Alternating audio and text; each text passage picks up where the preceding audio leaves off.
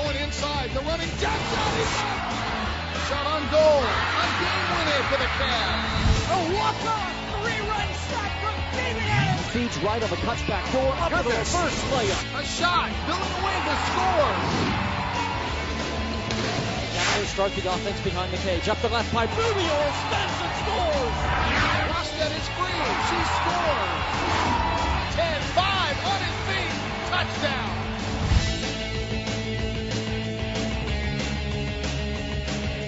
Cavalier Sports Weekly is presented by the Virginia Lottery, where all profits benefit Virginia's public schools grades K through 12.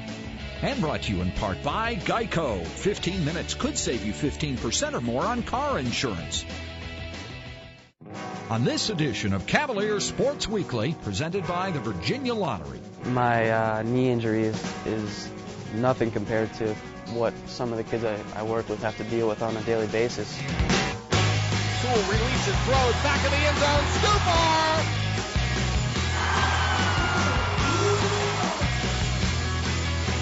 45-40, 35 near side. Into the 5, goal line, touchdown. Welcome to Cavalier Sports Weekly.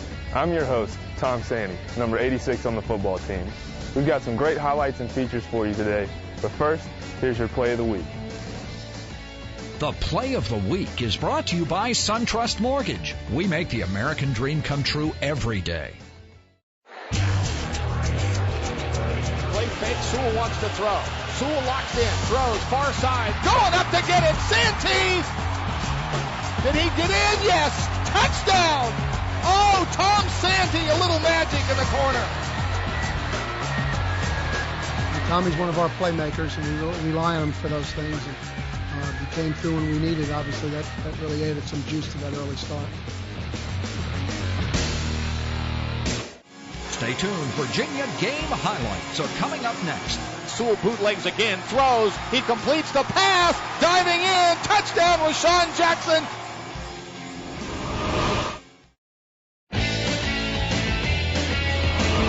Welcome back to the show. On Saturday, our football team faced the Pitt Panthers. Let's check out the game story. The Cavalier game highlights are presented by Geico. 15 minutes could save you 15% or more on car insurance.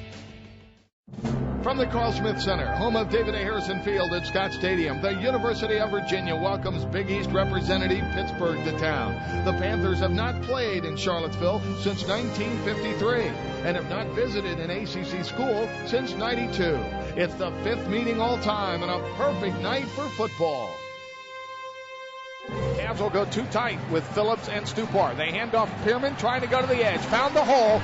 35, 30 inside the 30 to the 28-yard line. From the 28, Sewell, the deep drop and sets up the screen. A one-handed catch by Pierman. Far side, 25-20, 15 inside the 15 down to the 13-yard line. Sewell is going to give it to Pierman on a misdirection. And Pierman, no, Sewell kept the football. JAMEEL Sewell headed to the far side and got inside the 5 to the 1-yard line. Right in Phillips in motion to the right side and too tight. The play fake and Sewell releases, throws back in the end zone. Stupar, touchdown! We had tremendous field position, but once it's there, then the players have to go out and execute and take advantage of it. And they did a very good job of that, and were really sharp in the beginning. Out of a shotgun formation, right to left in the first, Sewell to throw. Sets up the pass in the bubble screen. Pierman, 50, 45, near side, inside the 40. Play fake, Sewell wants to throw. Sewell locks in, throws, far side, going up to get it, Santee, touchdown! Oh, Tom Santee, a little magic in the corner. He was pretty sharp there with some of those throws in the early going. Real sharp, as sharp as he needed to be to get our team off to a fast start. I felt good coming into the game. I felt real secure. Even though I was missing one of my offensive linemen, I felt secure that Gordy was going to get the job done and that everybody else was going to step up and make plays, and that's what everybody else did. To the 5-10, 15-yard line of the 20, looking to hit the seam and wrestle down. Ball is loose. I think the Cavs have it at the 26. They go I with the Two tight ends, the play fake, and Sewell bootlegs again, throws, he completes the pass, diving in, touchdown RASHAWN Jackson, the fullback. I want to give credit to the O-line. They did a great job blocking. JAMEEL was on fire today, so people didn't know what was coming, and I just kind of snuck in, and I just wanted to score, help, bring the win to the team. Man in motion, and McCoy, hands off, wide receiver coming near side. Cavs cover it well, the tackle at the 14-yard line. And this kick is a mile high, not all that deep. Hall wants it. Hall makes the catch. Hall at the 35-40, takes off. 45, Hall midfield, 45-40, 35 near side, 25, and tackled at the 20-yard line. Coach wanted us to step up on the punt return team, and I trusted that our Swallows was going to hold his fingers and that we were going to get our blocks in. And we did. We did a great job. We worked on it all week in practice, and we just came out here and executed in the game. The power package, torches in. Handoff, Cedric Pearman. Pearman trying to follow his blockers. Touchdown, right side. He went over Ian Yates Cunningham. Touchdown, Virginia. There at the beginning, like I said, we got some really good opportunities, and we were able to capitalize on them. That was a big factor in the game, was that start.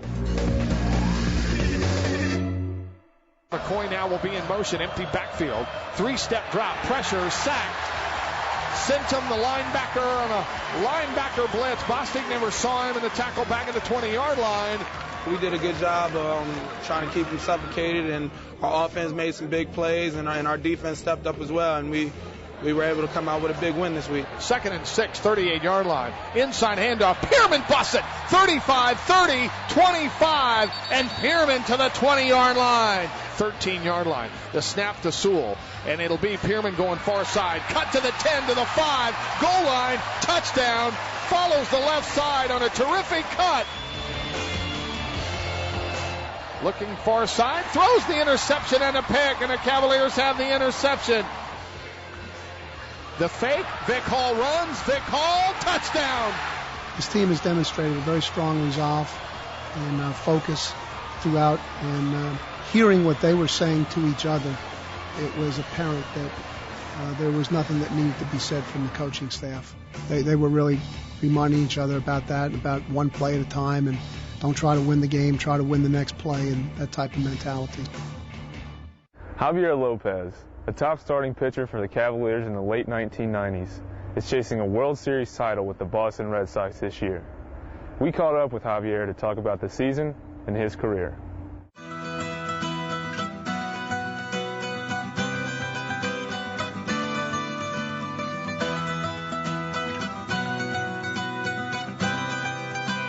It's been a great year. Obviously, being on the first place club, it's the first time I've been able to do that. I have been able to stay up here for most of the year. That's always one of my goals, and it's been nice to be able to do it on the first place club and contribute the best I can. And I've been able to do that. I've been fortunate. Obviously with hopefully the anticipation of the postseason and stuff like that, this will be all new experiences for me. So I'm pretty excited about that, and that's kind of what drives me and the rest of the pitching staff. We see the end in sight, and we see the goals that we set forth in spring training, and we're kind of getting there. It's pretty exciting. Since JAVIER has come over to us in the second half of the 06 season, he's really given us not only a stabilizing force in the bullpen for us, but his style, the sidearm left-handing approach that he takes to pitching is such a contrast to other members of our bullpen that he gives us flexibility to give a different look. A lot of times, as he's come in behind Josh Beckett, who's a hard-throwing right-hander, and then you complement his style with the way JAVIER throws the baseball from down underneath or the low sidearm angle, he just gives the opposition a completely different look and helps us really manage the middle and late innings against a given club. At Virginia and beyond, I was drafted as a starter, so I threw traditional, over the top like everybody else. But I felt like I kind of reached a plateau when I got to AA, and I just wasn't having the success that I felt that I needed to have to continue in this game. And I was fortunate enough to be playing with the Arizona Diamondbacks at that time, and they had a lefty by the name of Mike Myers on the big league staff who dropped down, throws actually lower than I do, but it was pretty nice to be able to see a guy like that have success and know that I felt like I was athletic enough to make that kind of adjustment. 1994. This one is grounded to third base. Lowell go to second for one. The throw to first base is in time. Not only has he been an accomplished pitcher for us this year, but he's a professional in every sense of the word. He takes very much pride in the work he does. He's accountable for all his actions on and off the field. Highly intelligent guy, and we would like to have more Javier Lopez. I can tell you that, because not only has he been a contrast to styles for us, but he's been a leader to the young pitchers that have come up through our system this season.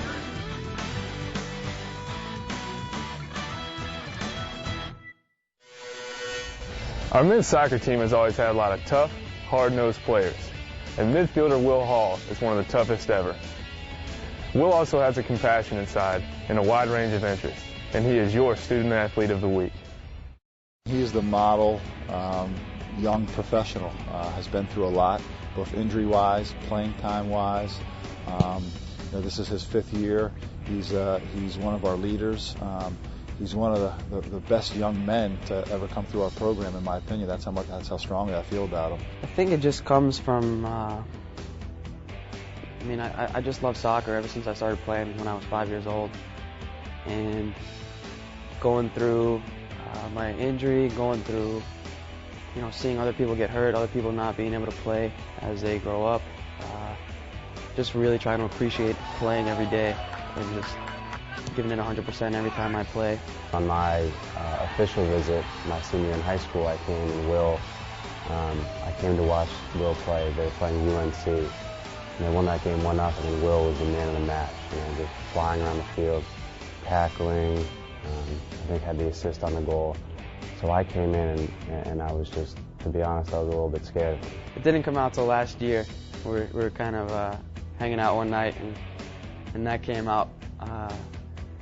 I told, it's funny because when I was a first year, some of the older guys, I was terrified of too. It changed, as I got to know him in training and stuff, knowing that, Will's one guy on the field and he's one guy off the field.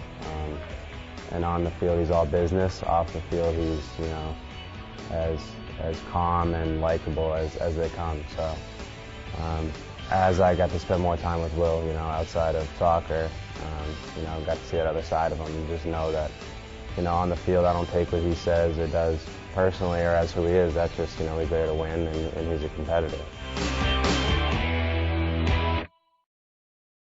We're not really too sure when it first happened. I was playing not 100% for over a year, and it started getting really bad in the spring season of my junior year. So we kind of met with the doctors, had a MRI. Nothing really showed up on the MRI other than my IT band was really tight. It's called iliotibial band syndrome. We see a lot in runners, we see a lot in cyclers, and we actually see a fair amount of it in soccer players. The majority of people with this problem usually respond to physical therapy and get better. But in Will's particular case, which was documented both on his MRI and also on clinical exams, he developed some degenerative tissue underneath where the IT band is, and so that was becoming very problematic for him. After that spring, they went in and my meniscus was torn, which wasn't showing up on the MRIs, and my IT band was in pretty bad shape, so they did some work on that as well. We ended up lengthening the tendon itself. We added about 2 to 3 centimeters to the tendon itself because his tendon, I think, just hereditarily was short on him and was really rubbing on the outside part of his knee.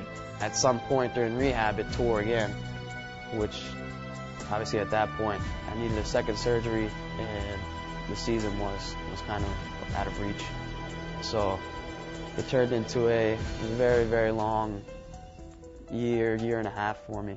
Just constantly in the training room, 2-3 hours in the training room, then going having to watch practice, another hour in the training room. From the work that he's put in over the summer, his knee now looks, as good as it can be. And you see with a kid like Will really how good, our sports medicine department can be if you really commit yourself to it.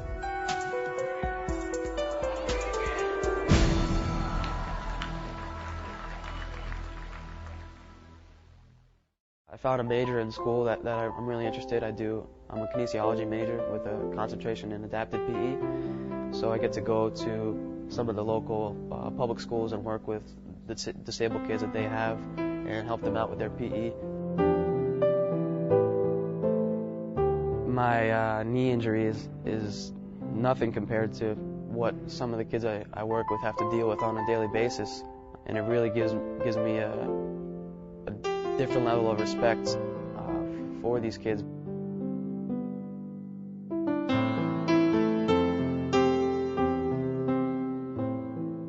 I'd love to play soccer for as long as I can, and after that, you know, I really do enjoy the adapted PE, and I'd love to be able to pursue that. I'd love to go home back to New York and pursue adapted PE and see if I can make it more popular back home.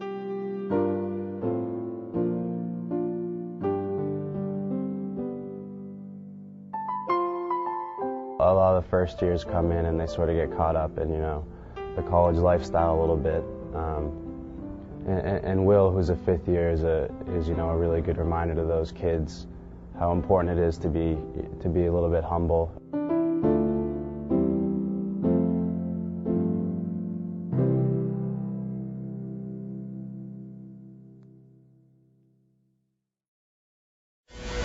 In this week's Cavalier Flashback, we revisit a big game in December 2003. Matt Schaub's finale as a Cavalier was a great one, as we took on Pittsburgh in the Continental Tire Bowl. Cavalier Flashback is brought to you by the Virginia Lottery. In 2006, the Virginia Lottery contributed a record $454 million to public schools throughout the Commonwealth. The Cavaliers and their loyal fans close the season in Charlotte at the Second Continental Tire Bowl. Two left to Schaub. Schaub on the delay and the draw play. Lundy. No, that's Pearman. Pearman 40, 45, 50, 45, 40. Pearman 35, 30, 25 down the far side to the 17. Pearman broken, and what a great block on the right-hand side. Overall, Alvin, Wally, Marcus Weeks, those are the guys that made me look better as a fullback. On more than one occasion, I probably missed my block. Still, I see them running past me. They look for a block, they get in, touchdown. Wally Lundy followed the left side, got the block he needed. Schaub all kinds of time. His offensive line gave him room, and Schaub rolls the pocket right, throws, man, the catch, Ottawa Anderson. He was a guy that was very much the leader of our team, the leader of our offense. When he came into the huddle, he commanded a certain respect. We were going to listen to what he had to say. Side formation for Schaub, and a play fake again. Schaub looking over the middle, fires, big money, the catch, 25-20, 15, 10-5, touchdown! And Virginia gets another win in Charlotte in the second annual Continental Tire Bowl. Coming up after the break.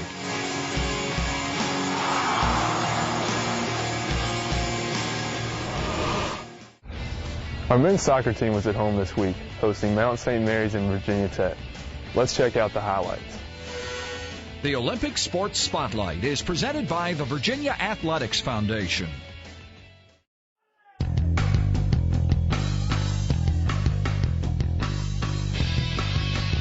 We're trying to accomplish a couple things, give some guys some rest. It's been a tough stretch of 2 weeks. First goal, let's see, that's Ross LeBeau's goal. Guys did a really good job, in particular Neil, making that little run, being sneaky about it. And Neil did a great job of crossing that ball. And then Ross, you know, he didn't have the first shot. He had to dig it out a little bit. And he did a really good job of digging it out and then finishing it. Second goal, let's see. You know, it's good to get Jonathan in the game. He slipped a great ball in, I don't know how many yards, maybe 4 or 5 yards out right in front of the goal. And, you know, one of the things Jonathan does very well from that range is finish. I mean, he makes great runs, gets inside the defender, and just nicks it enough to put it in the goal.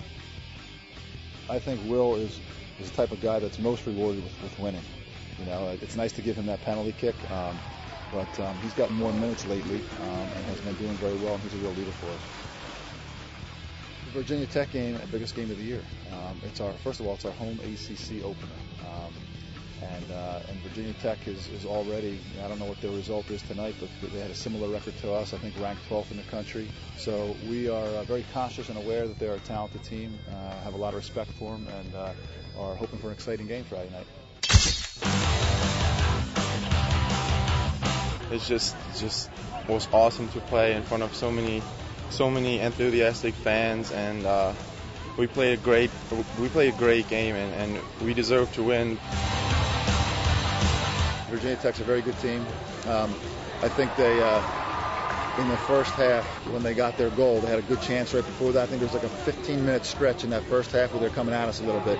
And I think we took their best shot in the first half.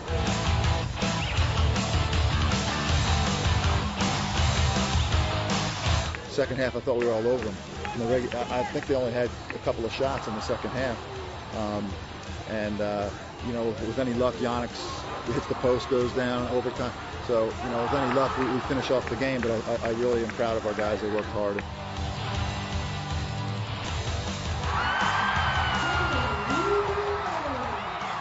When he gets a PK, it's a very good feeling because he's very good with them. He kind of lives for that. He lives for that pressure. So he's great, and we're just happy to have him.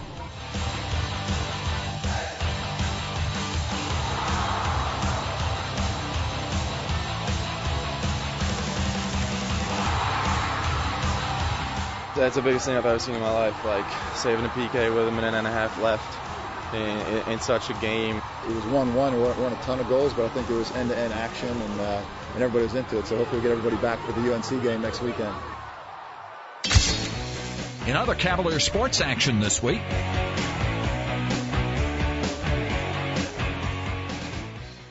Thanks for watching Cavalier Sports Weekly. We'll be back next week with more great features and highlights from our football game against Middle Tennessee State. Until then, go Hoos! Cavalier Sports Weekly is presented by the Virginia Lottery, where all profits benefit Virginia's public schools grades K through 12. And brought to you in part by Geico. 15 minutes could save you 15% or more on car insurance.